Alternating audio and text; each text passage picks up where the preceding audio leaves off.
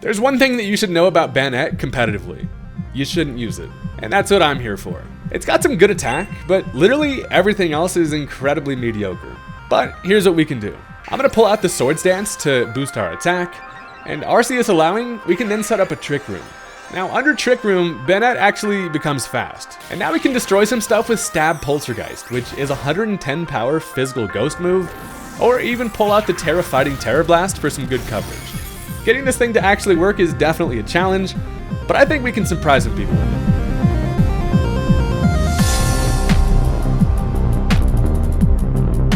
Alright, look, Banette is absolutely in the trenches when it comes to being good at pretty much anything competitive-wise.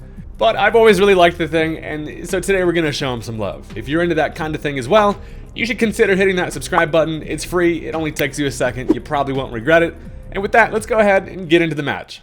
My opponent's going to go ahead and lead off with the Meganium. Now you're thinking it's a strange lead option, but of course, it's because I have the Quagsire, who always finds himself in situations where I'm just held hostage at gunpoint when the gun is just one blade of grass. So I have to switch my ass out of here, as I don't really want to be Giga Drained right from the start. I think maybe there's an overprediction coming. They might just go for whatever the hell else Meganium might do, but I'm going to play it safe, and I decide to switch into our favorite dancing little fellow with his orb hands, and the Hitmontop gets leech seeded, which is kind of fine. I do have the option.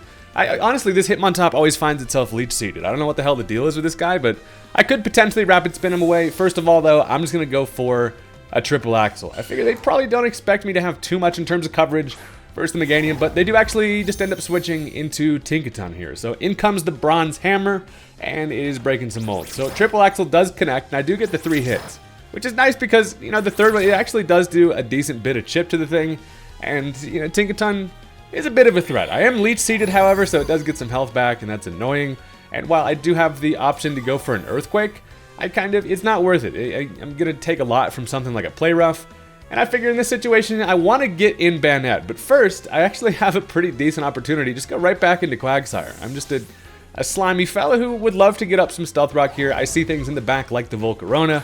And just being able to punish some switches, potentially break some sashes, is kind of important. So as I come in, they actually end up going for the Swords Dance. And that's actually perfect. That's a best case scenario for Quagsire. Because as they get that SD up, they're probably thinking they can get some type of damage off here, but I'm actually unaware. And not only do they hit me with a Play Rough and not do much damage, they also take some Rocky Helmet. And by them seeing that damage, they probably realize that, yeah, I'm definitely unaware. So Quagsire does not give a damn about your Swords Dance. He just doesn't. He's too stupid to even tell that you boosted your attack. So at this point, I can just go for an Earthquake if they want to continue to attack here. But they are going to make the nice swap right back into freaking Meganium, our arch nemesis here. It's always interesting with the Quagsire playing around the switches and the offensive grass mons. And as I go for that Earthquake, it's going to do pretty much nothing to Cucumber Dragon over here. So, I mean, Meganium's an interesting mon, right? Because it doesn't really threaten much offensively other than Quagsire. So I realize at this point, I'm going to try to get myself momentum and get something going with the Banette here. I figure it's probably going to be some type of support, and I kind of guessed right. They go for a light screen as I swap in the Banette, and it's time. All we need is something we can set up against and at least get that Swords Dance up, and then we're in pretty good shape. So they do actually just end up going for the Leech Seed. That is totally fine by me. Any damage from Leech Seed is pretty good to set up again. So I do get my Swords Dance, and honestly, I kind of forgot that Banette even gets Swords Dance, but hey, now we got +2 attack. That base 115 is looking real nice about now. So, of course, with this set and this strategy, we do also need to set up a Trick Room, and the old double setup is fine when you can find yourself in spots versus something like this Meganium. It's going to allow us to get up the Trick Room. And then, as they make the swap, they're probably expecting to be faster. Boom. All of a sudden, Banette is running quick as hell after you, and he's going to bash your face in with whatever item you're holding. So, they do swap into Volcarona here. It is holding heavy-duty boots because we don't see any Stealth Rock chip. I get up that Trick Room, and all of a sudden, shit is twisted out here. Banette is going to be quick. Not only that, but after a Swords Dance, this thing can do a lot. It's actually... Banette is such a weird mon for this type of thing, because first of all, it's like you have to run a Brave Nature to give yourself a minus speed, and it's base 65, so it's like right in the middle ground where it's not super fast, it's not super slow, but under Trick Room we're definitely faster than a lot of things. It's going to allow us to go for that Poltergeist, and we just beat the hell out of that Volcarona with its heavy duty boots, and that's just going to be a clean one-hit KO.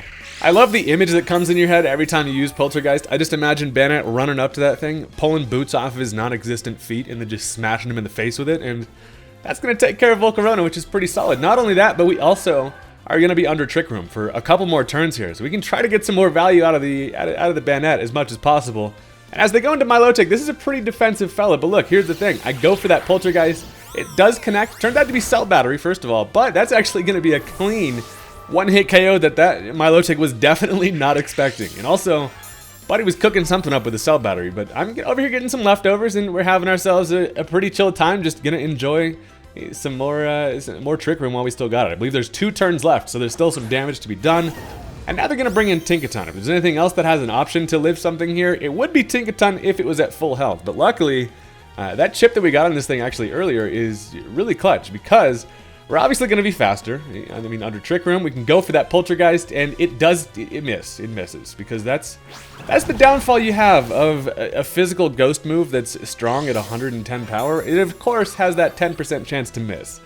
And pretty much once it's a lie. It's like a 50% chance. If it's not 100, it's 50%, and of course we miss it. So we are still leech seeded, which we haven't been able to tell because the past few turns there's just been nothing over there to sap it from us. But look, we still have one more turn of Trick Room. I can outspeed, go for another Poltergeist, and this time we ain't missing, baby. I can bash him in his face with its weakness policy, which is awesome, and that is gonna be a dead Tinkaton. So hey, we're out here just poking holes in the squad with Banette, and just doing it in an unsuspecting manner. So after some recovery, we're still looking relatively healthy. Problem becomes the Twisted Dimensions return to normal, and it's unlikely you're going to be able to set them up twice because Banette also is frail. It'd be a different story if this thing could, like, you know, live attacks maybe, but it sure can't. Especially against an Annihilate who comes in looking scary, and he's just standing over there menacingly. Is able to then go for a Rage Fist, and even without, you know, having taken any damage, that obviously is going to kill the Banette. I considered going for the Terra there, but it likely wasn't going to allow us to live,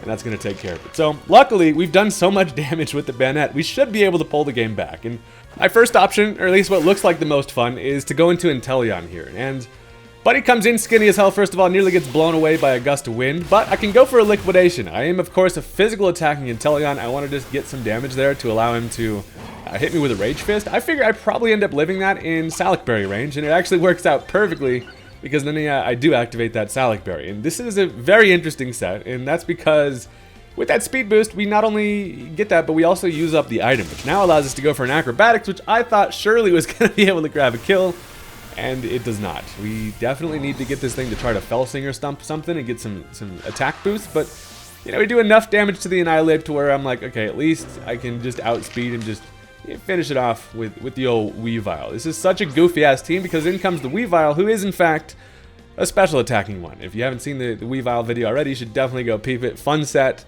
Is not great. But I can outspeed at least. Go for that Ice Beam. That's going to take care of the Ape. And luckily for us, with what they've got left, Weavile looks pretty nice. So we take a little Life Orb chip because, of course, when you're running with like base 45 special attack, you need all the help you can get. But they're going to end up bringing in the Hydreigon here, who is going to take some Stealth Rock. But most importantly, we can bop it with an Ice Beam. If it's Scarf, it's bad news. But we outspeed, and Buddy says I'm going to head out, which is always fun. So that's going to do it for that one. Super interesting game. And that's going to bring us right into the next one, because we're going to still see if we can get Banette to put in some more work. And it's a challenge, but honestly, I kind of like it. The Trick Room sets are actually pretty sweet. So let's jump into it. Look, if you're still with me at this point, you should go ahead and do me a favor, hit that like button, because it really does help out the channel. And as my opponent leads off with yet another grass type to threaten the hell out of my Quagsire, I'm thinking this is, you know, I'm always in this situation. You'd think I'd put a good grass switch in here, but it turns out Hitmontop is just kind of the best bet here. I'm Assault Vested, I should be able to take at least an attack here and kind of, you know, see what old Rollywood's working with. So they do end up going for the Chloroblast, and that is like a damn grass type Hyper Beam that does half to itself, and that does a whole lot to me as well.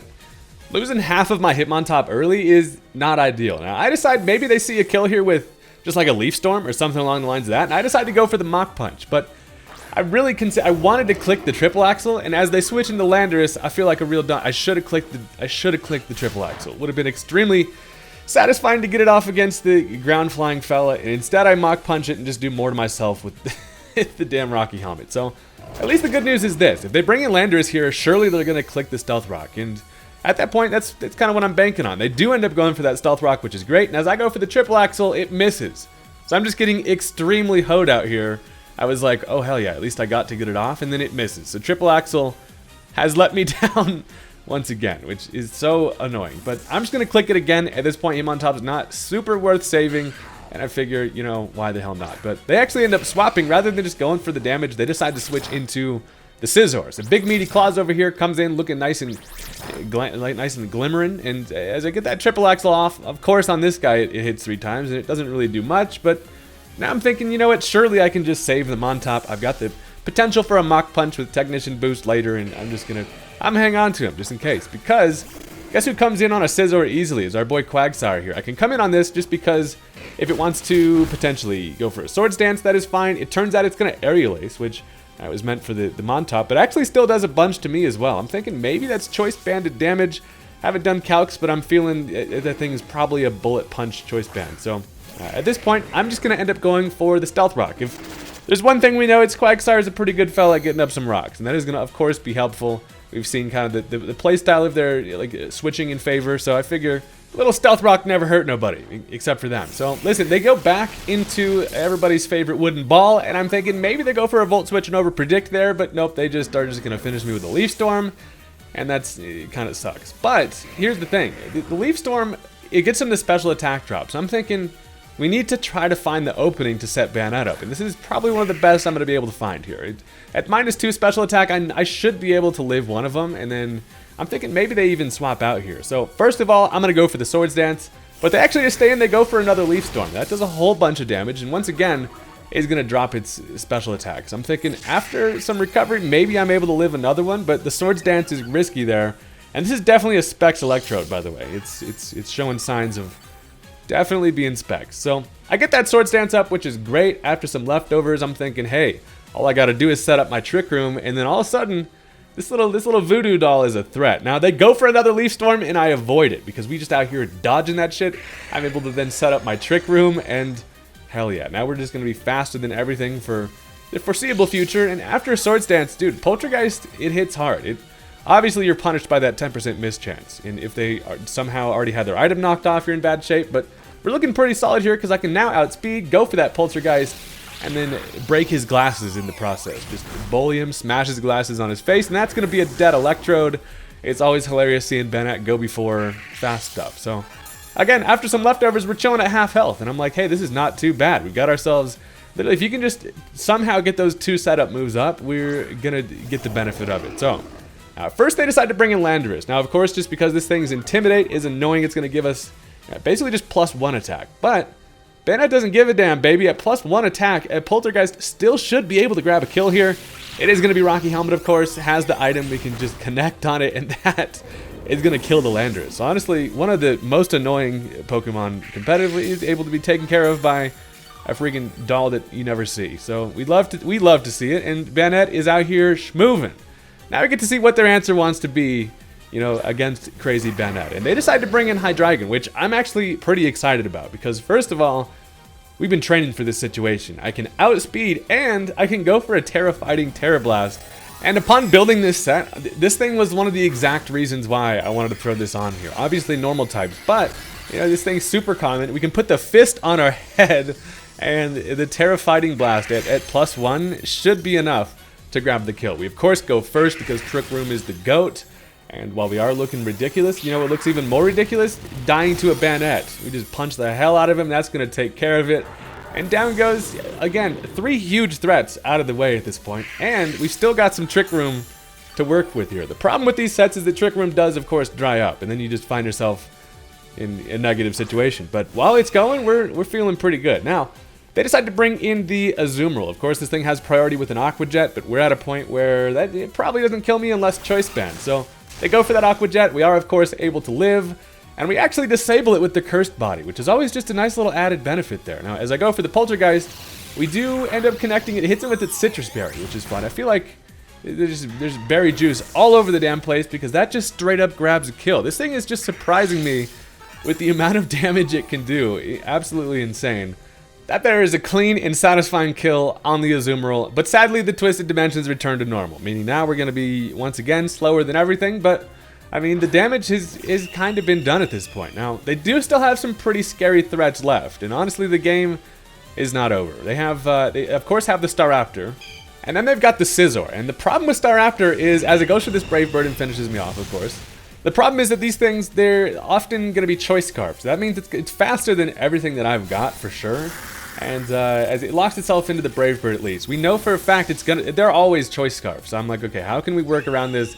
It at least does take the recoil. Now, one thing I do have is, I have the priority with the Hitmontop. I also have Endure on the Inteleon, who can get itself a Salac Berry and be able to outspeed. But first, I'm going to go into the Montop because, we put ourselves on a silver platter to just click Brave Bird against. I can get some big neutral damage with the Mach Punch thanks to being part normal, and that's kind of the plan. Technician Mach Punch is pretty clutch, so they actually are going to end up switching out here and into the only option they have, which is going to be the Scizor. After some Stealth Rock is at about half health, which feels pretty good. And two Mach Punches is going to be enough to take care of it.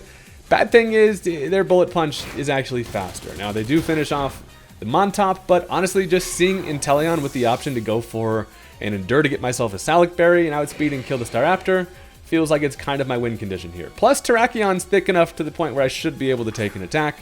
And I'm thinking I could actually bring Inteleon in basically right now. And that's just because we know this thing's more than likely going to be locked into that Bullet Punch.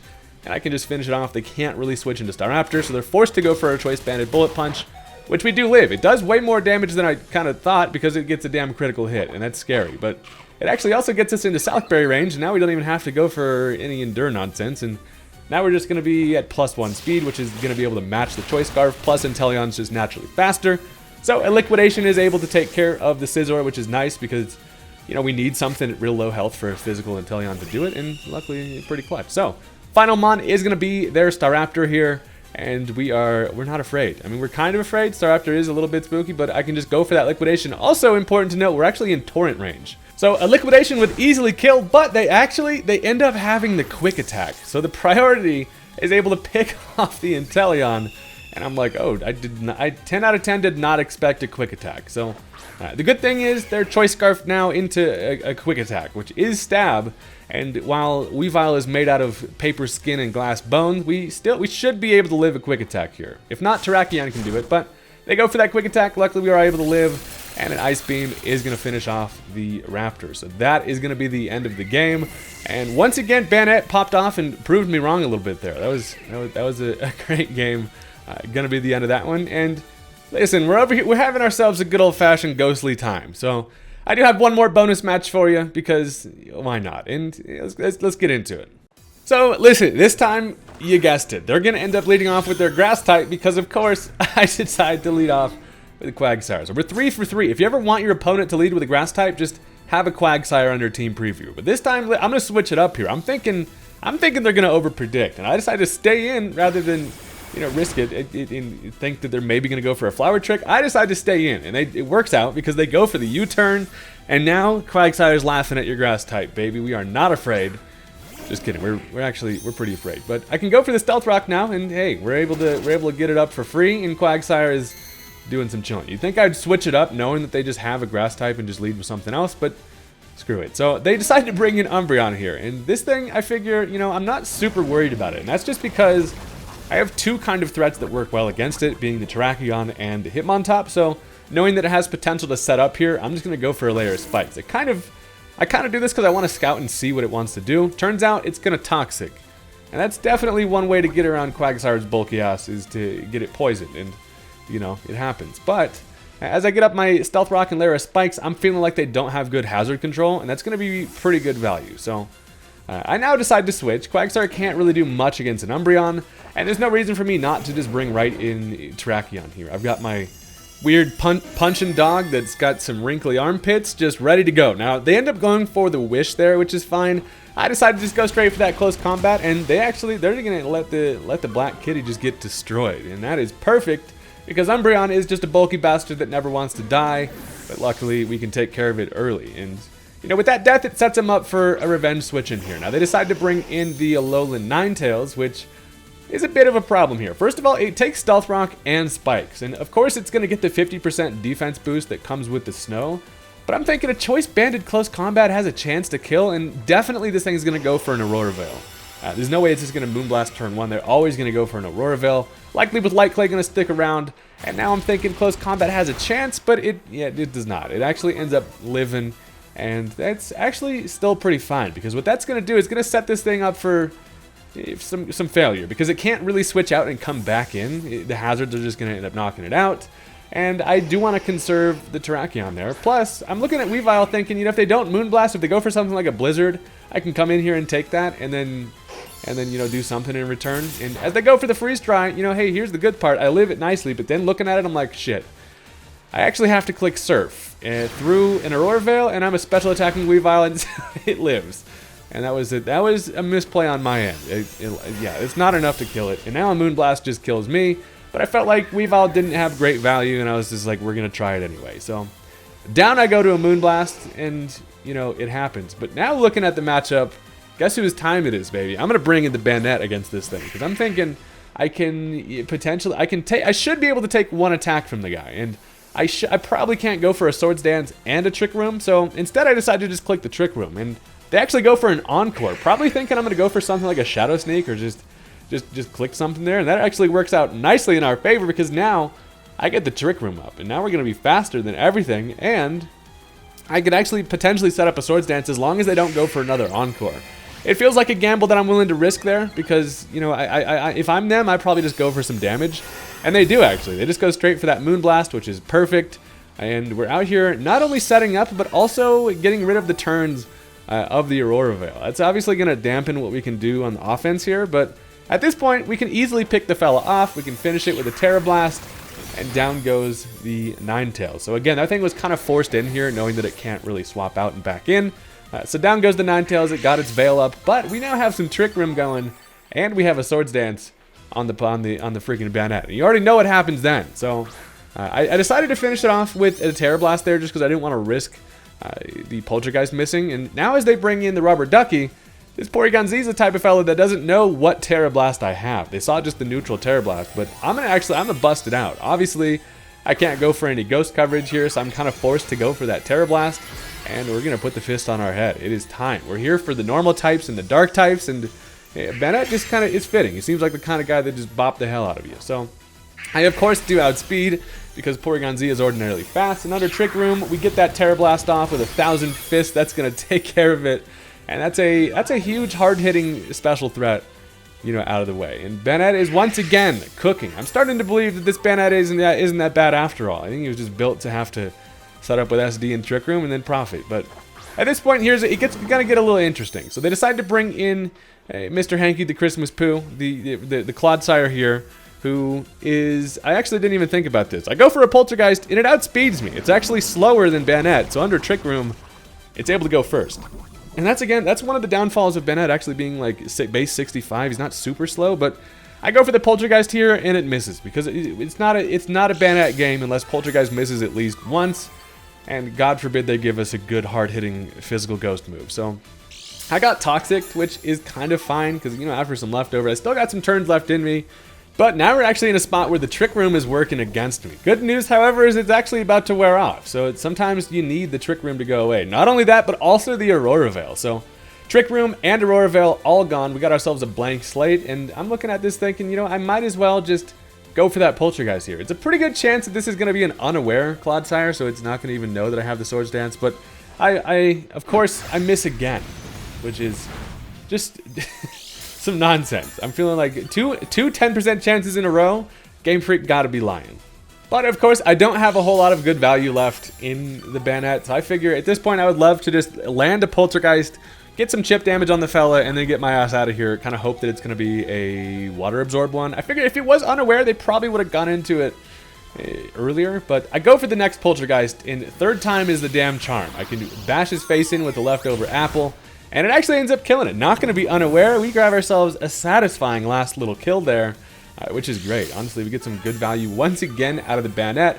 Of course, after some leftovers is good, but then Toxic is going to come through. And while I expected that to kill me, I actually leave it with 5 HP, which is great, because now that forces them to have to go into their switch-in.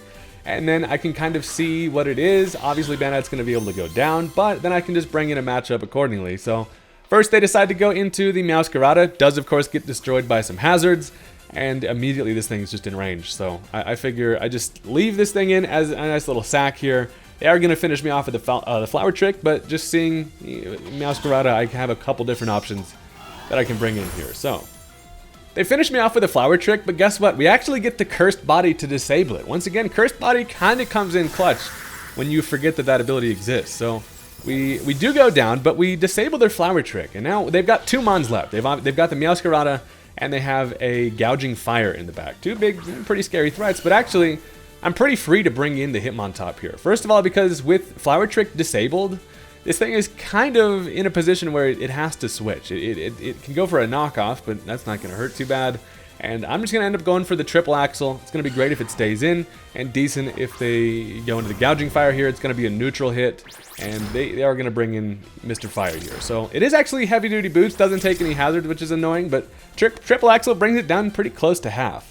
And that feels pretty fine. Now, looking at what I have left, I decided to go for the Earthquake here. If it wants to go for a Burning Bulwark or whatever the hell that move is, I'm not going to touch it and get burnt. So I decided to just go for the Earthquake, being my best play anyway. Probably should have Quaked against the Meowscarada, but I didn't know if it had any crazy secrets in the back, especially with their Terra still left. So they are going to actually bust out the Terra now, and it's going to be Terra Water. So big Fire Entei is now Water, and the fountain looks extra big on this thing. I don't know, but it goes for a Dragon Dance, which is of course scary, but with the amount of chip that we have on the thing, and after an Earthquake, I feel like I should be mostly fine. I also do still have Quagsire left, and I'm just going to end up going for a Mach Punch here. The late game Entei setup, or Gouging Fire setup, is scary, but I have that unaware Quagsire, so they now go for a Dragon Claw. And with just 1 Dragon Dance is not going to be enough to kill me, so another Mach Punch can finish it off. And we almost had a little bit of a crisis on our hands, but if it wasn't for Banette just breaking holes in the squad, things would be much scarier. So, of course, final Mon going to be that Meowscarada, and it's, first of all, going to just step on a whole bunch of pointy-ass Legos and just gets destroyed by some entry hazards. And also, we have the Mach Punch priority, and he's not going to be able to get out of that Dark typing. And that is going to connect, and that's going to be the end of the match. So Hitmontop coming in clutch at the end, doing our little Carlton dance on him, and that is going to be the end of the video. So thank you guys very much for watching. Had a whole lot of fun with this one. And listen, if you have any interesting sets you'd like to see me at least try out on the channel, leave them in the comments, because fun times. Anyway, I'll catch you guys later. Peace out.